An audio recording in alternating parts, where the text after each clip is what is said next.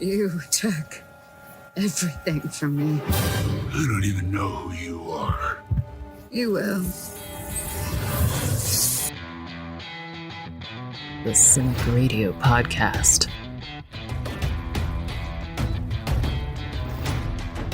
Hi, I'm Chad L. Coleman, Tyrese from The Walking Dead, and Cuddy from The Wire, and you are listening to the Cinik Radio Podcast. Here your host, Cinik.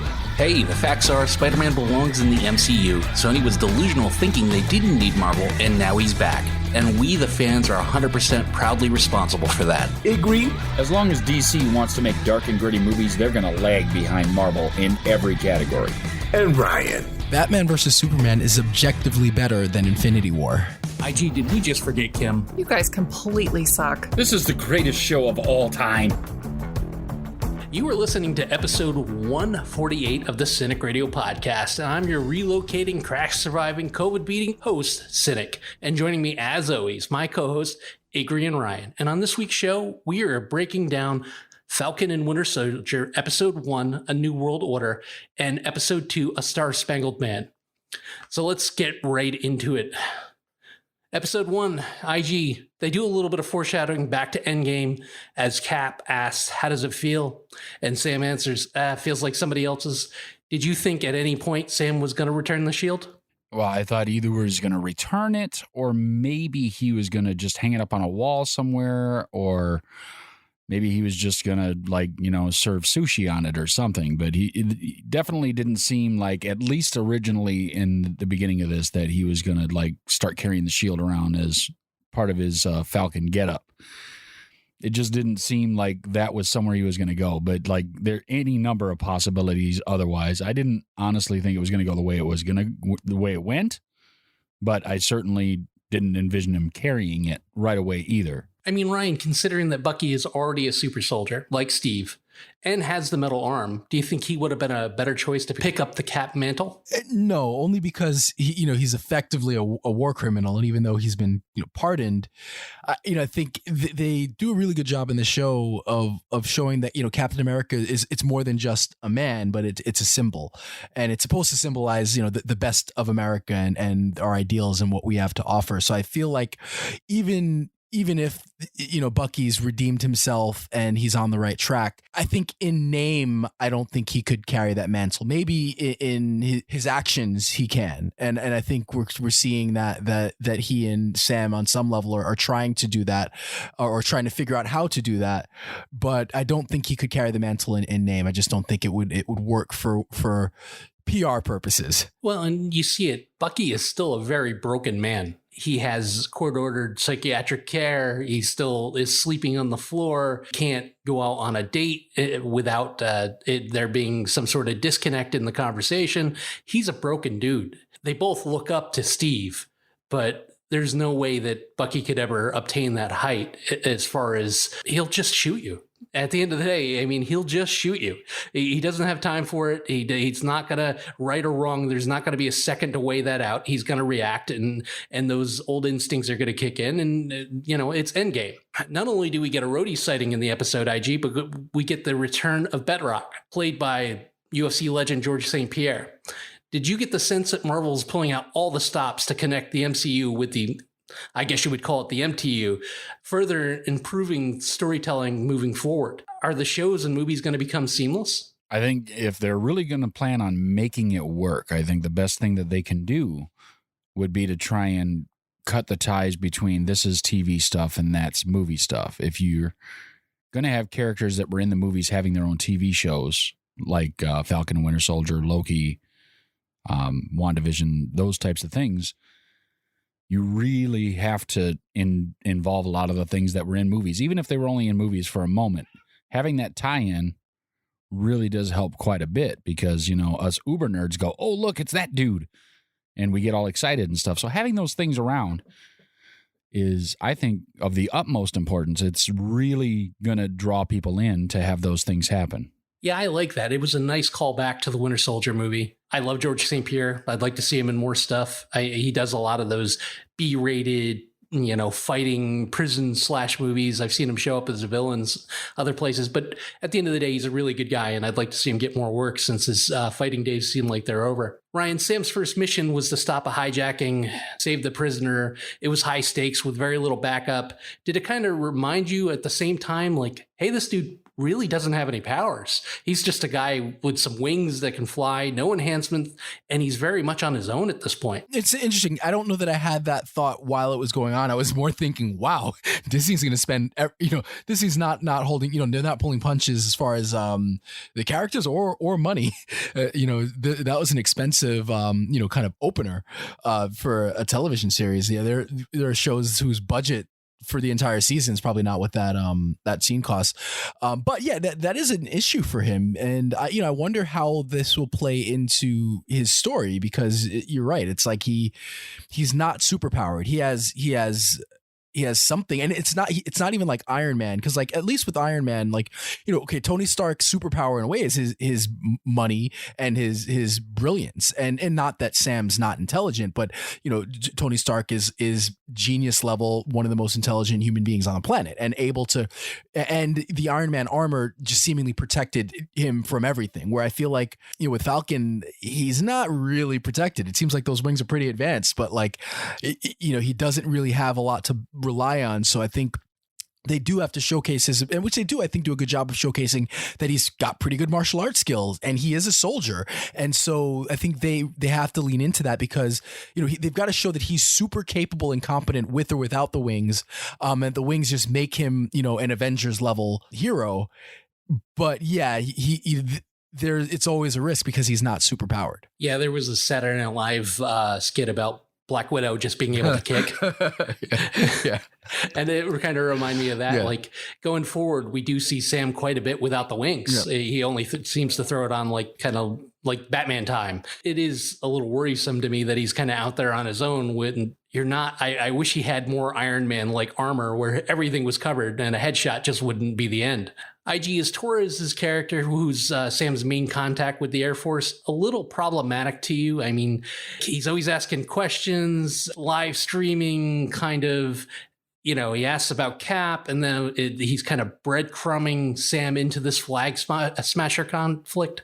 Yeah, it seems like he's got way too much information for his level of station in the military. Like, he shouldn't be able to know all this stuff. Like, if you're basically a spotter and you're supposed to just drive information out, asking the questions and expecting answers turns into, operational security problems.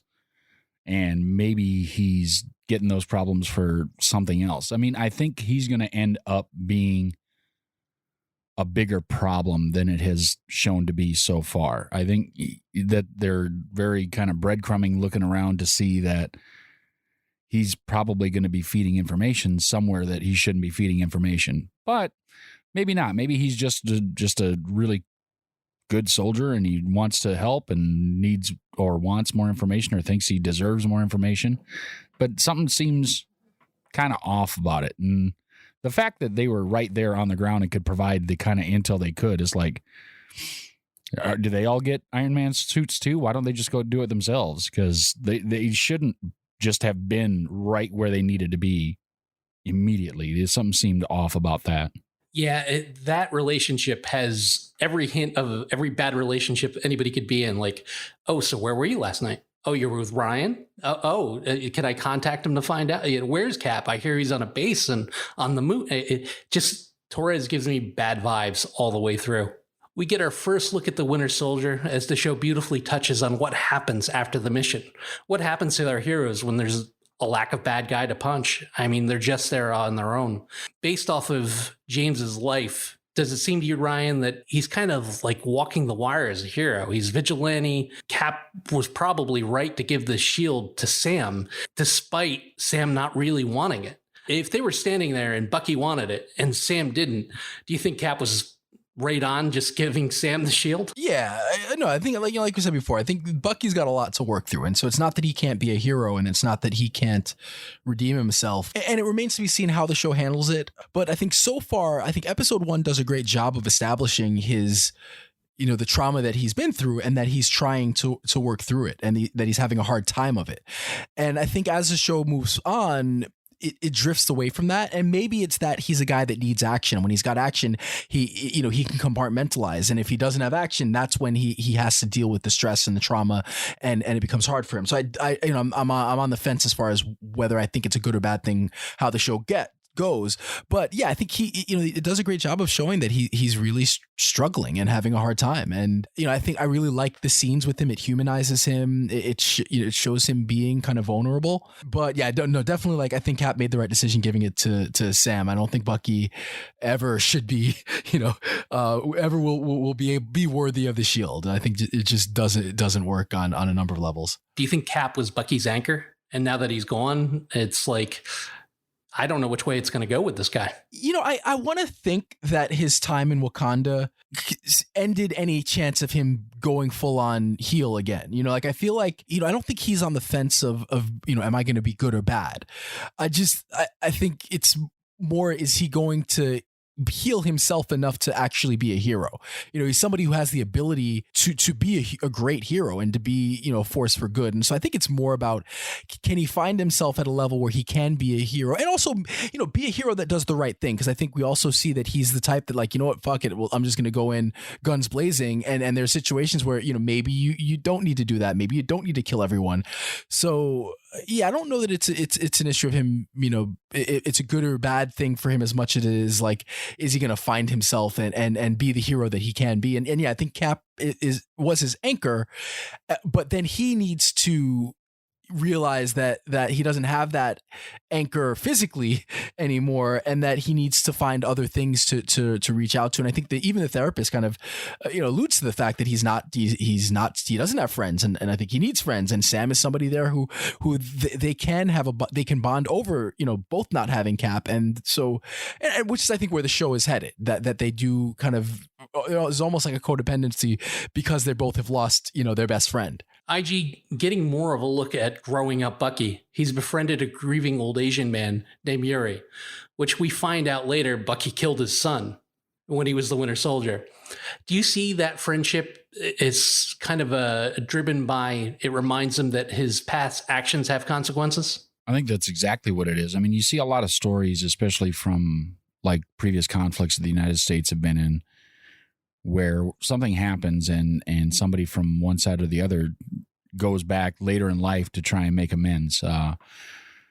There was, I guess, for example, a Japanese person that actually did fly and drop bombs somewhere in Oregon that after the war was over, went to the city in Oregon where he dropped bombs and kind of begged for mercy and gave them a 400-year-old sword and everything. And they took him in and said, yeah, it was war.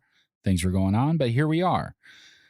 I think that when they show those kind of things, like somebody understands later what repercussions their actions had, it speaks volumes to the character of said character in the movie or the TV show or whatever, and humanizes some things, because there's just endless stories about those things happening between warring countries where individuals will stand up after the war is completed and figure out how can they go forward from there.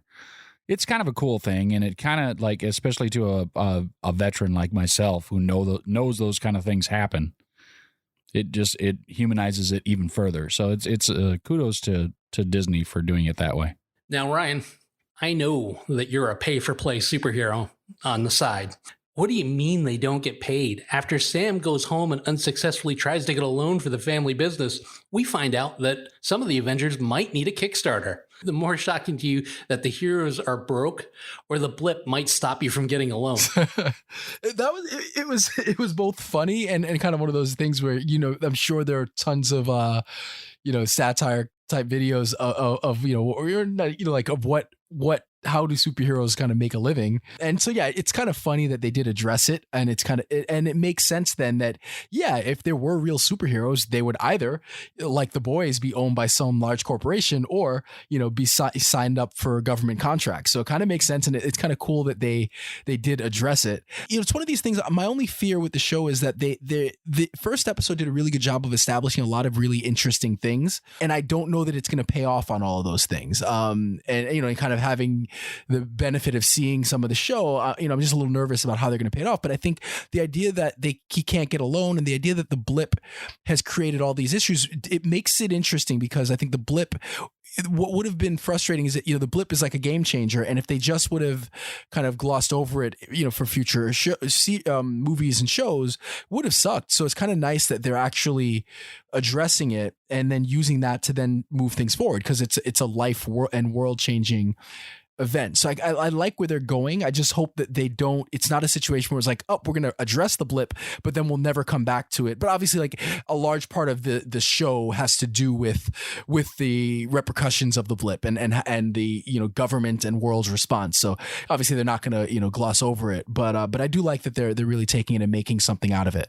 IG, fresh off of handing the shield back, there's a press conference is called, and out of nowhere, enter John Walker, the new and improved Captain America. What's the government's game here? Is this a plot just to keep the icon that is Captain America alive, or are they hiring heroes so they can have more control over them? I think it might actually be both. But one of the things is Captain America was a huge recruiting tool. First off, for the military, I mean, during World War II and then beyond, and he was still technically, I guess, a commissioned officer. So Captain America, hey, come and kill Nazis or whatever the current bad guy of the week is. At the same time, if you can get somebody, and, they kind of went over his resume a little bit and said, he kind of does the top end of what humans do. So is he super? Well, not yet. He's not. That's for sure. Is he great? Sure. He's a good guy, and he's a good soldier, and he does well in endurance tests and physical attributes and everything. But has he had like super soldier serum? Was he strong like Steve Rogers? No, he's not at that point. So it's one of those things where if the government was recruiting him and having a Captain America in the hopes of having a superhero that is under government control, I think they misstepped, at least at the beginning. We get a better look at that. Jumping over to episode 2, Star Spangled Man, they show us a much closer look at Walker and his sidekick, Lamar Hoskins, a.k.a. Battlestar, which I'm not a fan of the name. That might be the point. Much like Sam, heavy lies the crown because he's feeling the pressure of his new assignment. You're not just being asked to replace anybody. You're being asked to replace Steve Rogers. And Ryan, would you accept that assignment with zero superpowers? No, I think that's what doesn't make sense to me, because these superheroes have powers that make them, on some level invulnerable to your standard attacks. And they're generally sent out to face, quote, like Avengers level threats. Like, you're not sending, the Incredible Hulk to go deal with the Taliban. Probably not. You're not sending them to. This ain't Watchmen, for Christ's sake. So, like they're not outside of Spider-Man. They're not fighting, crime in the neighborhood. Like they're there to face these insane threats that only superheroes can face, aliens and people trying to destroy half the universe. Like that's the thing that they're trying to face. And so you get a Captain America who is also worthy of Mjolnir. I always mispronounce it, but Thor's hammer. I don't understand why you would give that to somebody who's just another guy. Like, it doesn't make sense. He doesn't even have like Falcon's wings. So I don't. It's like, okay, we'll give it to like just standard 6'2" muscular military white guy. That's going to be, that's Captain America. And for what it's worth, it's like do a side by side with him and Chris Evans, and he just looks like a nerd. So I don't know. It's just hard for me to take it seriously, and it doesn't really make sense, because what's he going to do? Is he going to fight superpowered people? No, I don't know. I don't get it. Well, and we see that during the prep rally. They show a hype film of him throwing the shield, and he looks very strong, but he's not pinballing it like Cap. When Cap was first introduced, he lifts a motorcycle right over his head.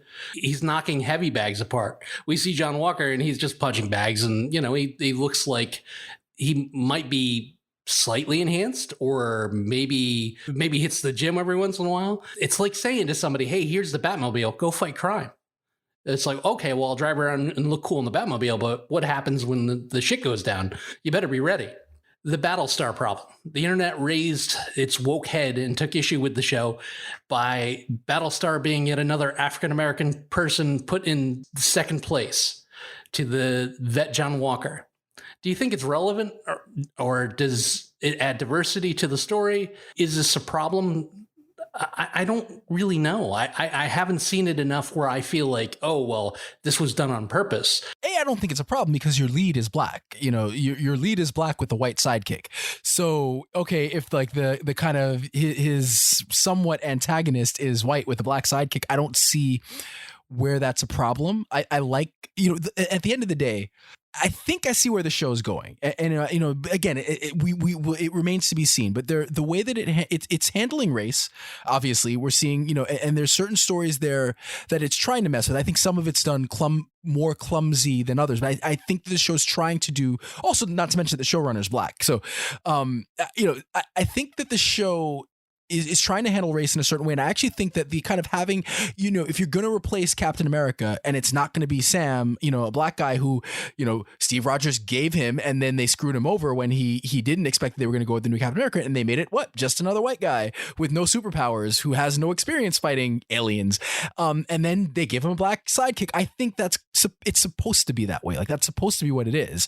And that's just supposed to frustrate Sam more. Like, I see it as more, it's a character thing, and it's in you know, on one level, but on the other level, like, I don't think there's nothing about that bothers me, because again, it's like, as far as if you're talking about the show not being diverse enough, well, no, they've got, you know, as we'll see later, they've got plenty of diversity you know, among the cast. And again, your lead is black with the white sidekick, and what are you going to do? You're not going to make the replacement Captain America black. That doesn't make sense, because that takes away from, you know, part of the emotional center of the story, and then it makes that person, it makes it a little bit easier to root for him. You know, if they gave it to a black, if they gave it to, let's say they gave it to the guy that plays that Battlestar, right? They give that guy the new Captain America. It's a little bit harder for Sam to be at odds with him, because, you know, it's like, oh, well, at least they're making progress. They gave it to but no, you give it to, again, you know, standard generic white guy with a black sidekick. That's going to sting Sam a little bit more. So I think it works from a story perspective. So yeah, I don't think there's an issue with this as far as a diversity. I think that's an issue of the internet, and I didn't see it all that much, but it's just an issue of like the internet going a little crazy with something, you know, that's unnecessary. Well, and like you said, it's supposed to make you angry. It's supposed to make you feel for Sam, like, why didn't you jump into that spot? I think that it'll pay off in the end, and I think that decision will make it sweeter. IG, if we're going to suit up in the spandex, me, you, and Ryan, we're going out to fight.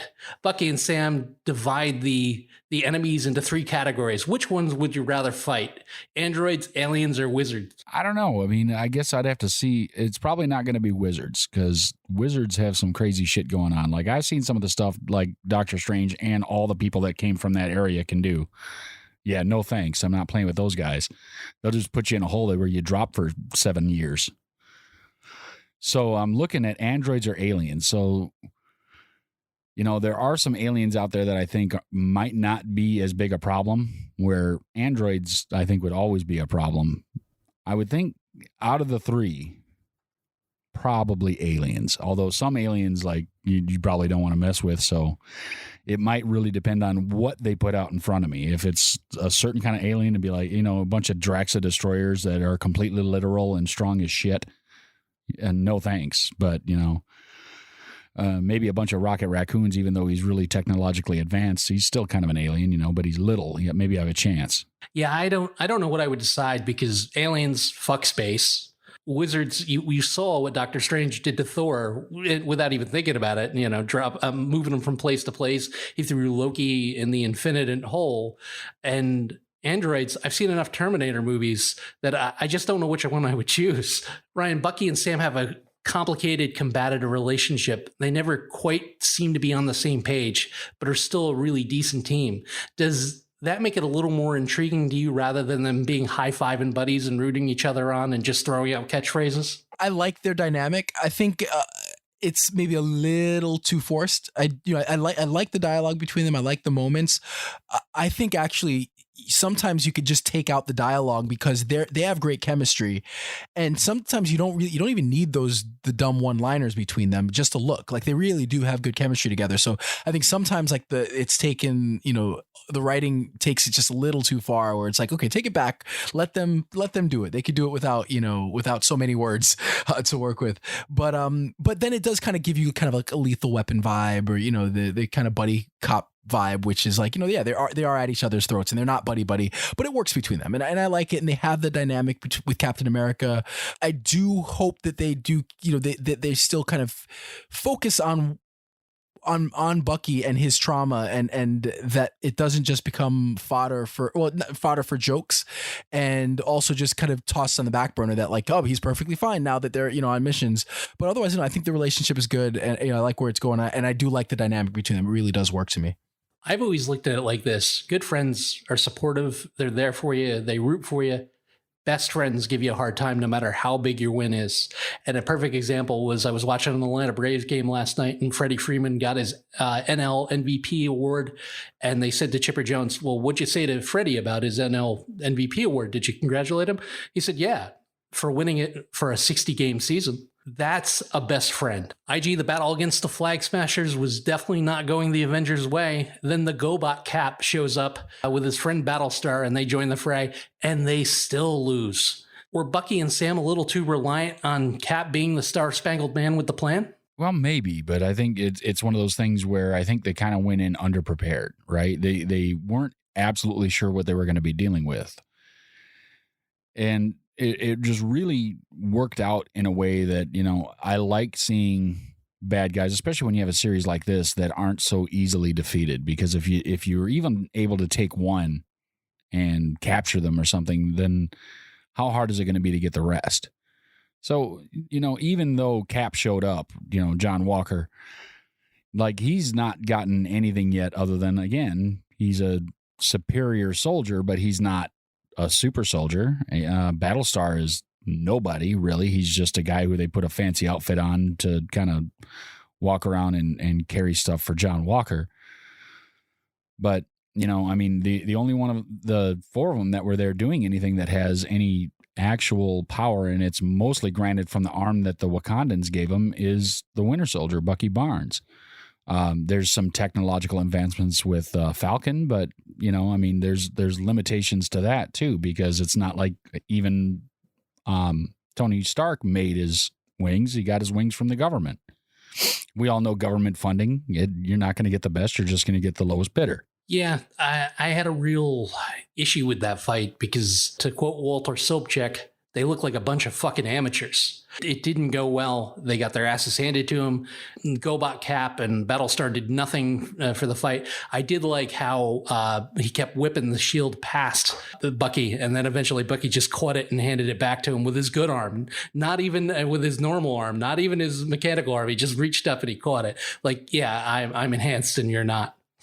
After the fight, Ryan, the money-saving brand Cap offers the guys a ride back home and reveals, oh yeah, by the way, the government's been tracking you, Sam, via the newly destroyed Red Wing. Was that a move to say, hey, Sam, you can trust us, but not the government? And if you can't beat them, just go ahead and join us. Well, he wants them to join, and it's just, yeah, I think it's more like, look, we're everywhere. The government's everywhere. You have no choice. Like, you got to join up with us, because you see him getting you see that he is desperate to, as he show, and as we go on, it's like he's desperate for his help. So I think that's more of like, look, we know where you are. You can't hide, and almost a little bit of coercion there, but he's not good at it. Like he doesn't have the, he's not persuasive.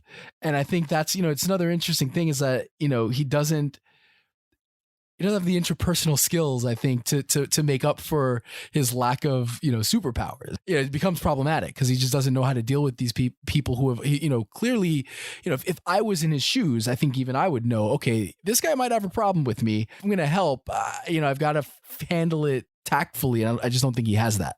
It's always the last line. That was Sam's way of saying anything you say before but doesn't count. IG, does Walker completely misunderstand the partnership between Sam and Bucky and Cap by referring to them as Cap's wingman? There was a point where Bucky Barnes was absolutely Cap's wingman. And that ended when Cap went into the ice, right? Because then Bucky got captured, got transformed into the Winter Soldier, and he kind of became his own dude at that point.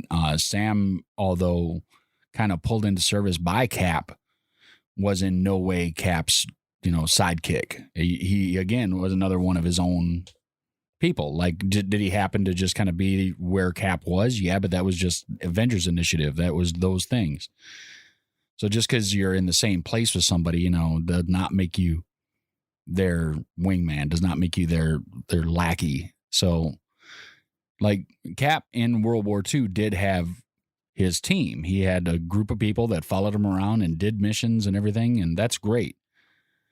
But Cap was more of a solo artist in the more modern MCU when you got past the original Avenger movie, when he was, in more modern times.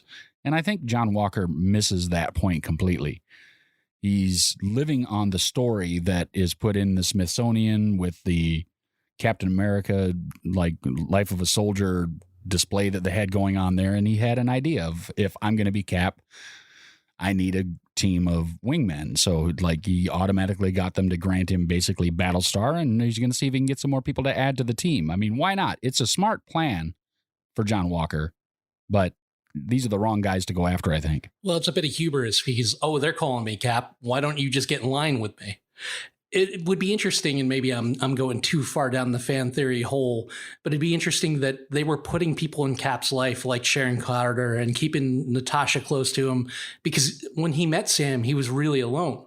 Like, he had nobody. He was kind of a lonely guy, and he didn't have any real friends other than the other Avengers. Sam shows up and has the exact skill set Cap needs, could identify with him on a. It'd be interesting if we ever find out whether he was placed into Cap's life too, or their meeting was just a matter of jogging on the same path, because it just seemed too perfect in the way that they did it. Ryan, are we looking at a Phantom Menace Star Wars type situation where the GCR is responsible for both the Flag Smasher and Cap and Battlestar? Are the Smashers, do you think, are they previous test subjects gone rogue?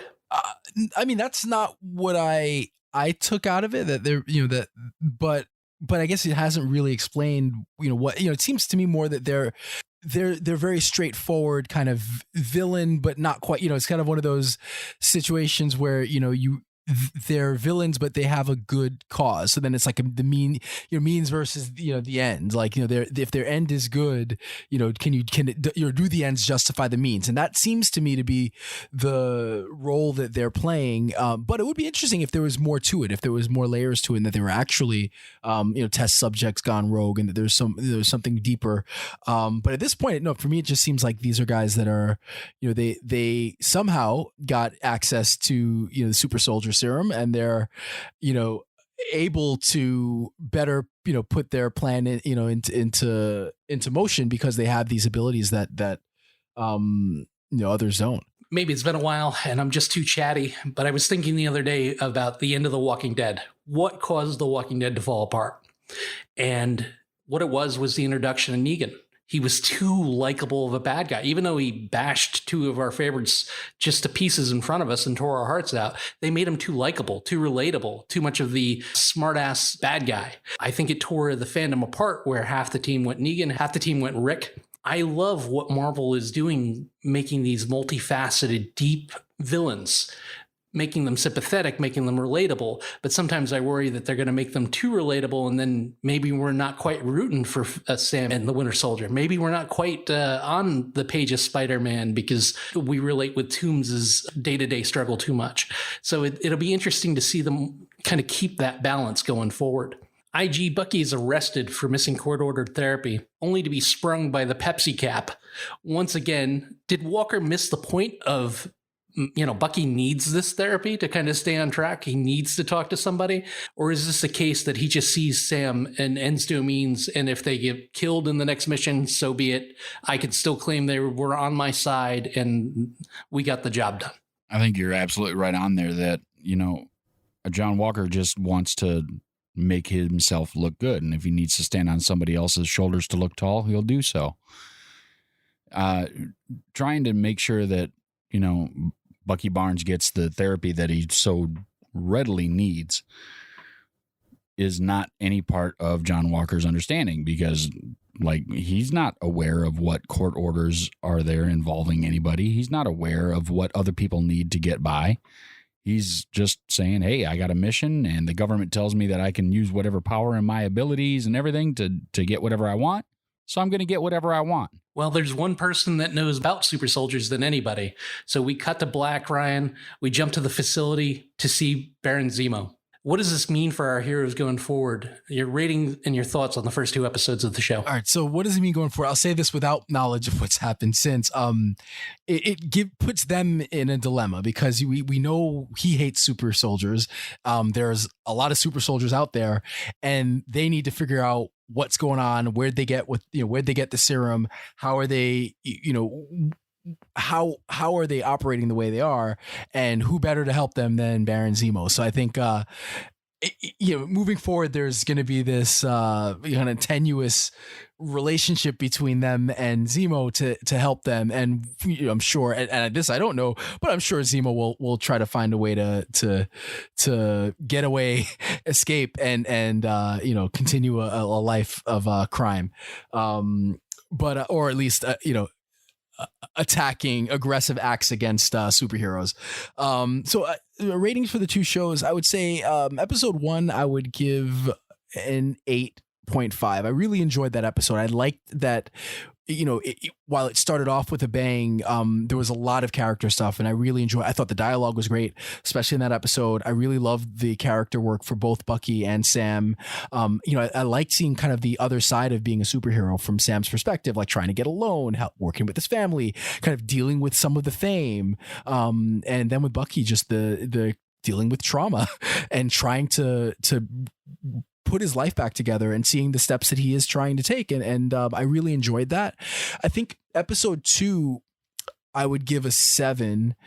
I liked it. Again, the action was great. It's clearly Marvel spending money. What I didn't like is I think it felt a little rushed. Like episode 1 took time to breathe, and then episode 2 was like, oh, they're together. Oh crap, they're going on a mission. Oh, they're equipping with each other. And I felt like that episode, like with the dialogue, I feel like it's good, but it's maybe 10% too much. Like they could pull back.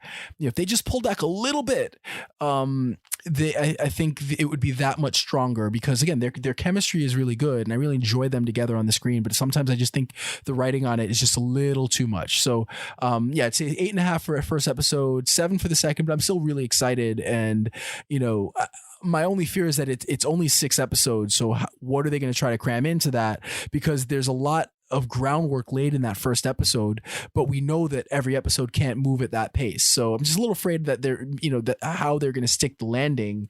But really fun, and much like WandaVision, a lot more interesting and more fun than I would have expected. So I really enjoyed both of these episodes. A little bit of a departure from WandaVision, which I enjoyed, but I know that it was a little bit of a brain game kind of getting through it. So WandaVision was a little more confusing. This is a little more straightforward MCU. Let's have some action. Let's set up some bad guys. Let's get some things going. I guess the first episode for me, I would probably put it at a 7.5. Second episode, about an 8. I really the acting is good. The action is good. The scenes are beautifully shot. They're good to look at. The characters are all intriguing. Even John Walker, who I know is kind of set there to be kind of a jerk, he's filling his role well. He does a good job. The Flag Smashers, I think, are an interesting group. I think it's funny, speaking of the Flag Smashers, that one of them, whose character's name is Carly, is played by Aaron Kellerman, who was in Solo, a Star Wars story, right? Leading a group of rebels. And here she is in with a group of rebels. I mean, you're getting typecast now, Aaron. Like, let's be real careful about what we're doing. But she fits the role fairly well. She does a good job, just like she did in Solo as Enfys Nest, did a good job. It's one of those things where I think that they're putting together such an interesting cast, and they do some of these things that, like, as we spoke earlier, when you talk about people getting upset about diversity and everything else, when you get so many different kinds of things going on in an episode, I don't know where those complaints come from, because like Ryan said earlier, the main character, the lead person in the thing, the Falcon, is a black guy. So I don't see any of that problem. I do like the diversity. I like seeing different faces, different people, men, women, everything going around in this. And the women aren't there just as showpieces; they're action. So the show is doing a good job. I do fear that they're going to have to rush through some stuff because they set up a fairly deep bad guy situation, and getting through that in 6 episodes, unless they're going to do something where they basically cliffhang us at the end of 6 and run us into the next season. But I think they're probably not. I think they're going to try and wrap it up in a nice little bow in case they don't get enough money to try and do a second season. But I'm hopeful. I think they're going to have to rush through some stuff. It's going to eat at it a little bit, but so far so good. The first 2 episodes I've enjoyed. Well, I think it's going to be a case of the shows setting up movies. I think we're going to get the payoff in movies. I don't think we're going to get a second season of any of this stuff unless it's kind of a lower end hero that couldn't make a movie, say like a Moon Knight. Me personally, this show is head and shoulders above WandaVision, which I didn't like. I couldn't stand, and glad it's over. And I hope I never see those 2 characters again. Finally, a show with characters and a story I'm interested in. It is so deep. There's so many moving pieces going on. And the only problem with this is that we're only getting 6 episodes. I would have sat through 26 episodes of this. Stan and Mackie are a perfect combination. They're at odds, but they've got each other's back. And I'm enjoying the story unfolding. And I miss Cap. The fallout and the end of Cap, it's been a glorious sight to see how it's impacted the world. I love the fact that the government doesn't know what actually happened to him. It's a good FU parting shot by their poster boy that, I don't know, is he on the moon? And I like the fact that this show approaches the race problem in this country, like Sam being harassed when him and Bucky are standing out on the street and the cop jumps out of the car and says, "Hey, is this guy bothering you?" I like the fact that they're willing to address that and we're shining the light on it, because he's not the Black Falcon. He's the Falcon. Episode 2 was great. It gave me the feels. Overall, I'd say the first episode, New World Order, I'd give a 7, and Star Spangled Man, I'd give an 8. The MCU is back, and so are we. No more long gaps for us not doing shows. I apologize if you do listen and we haven't been around. I've just been having a lot go on in my life and, dealing with the fallout of a bunch of stuff. But I plan on being here every week, if not bi-weekly, providing some sort of content going forward. And I appreciate everyone sticking with us. And until next time, IG, Don't get captured. Follow the podcast on Twitter, Facebook, and at CINIKRADIO.com. Available for download on iTunes.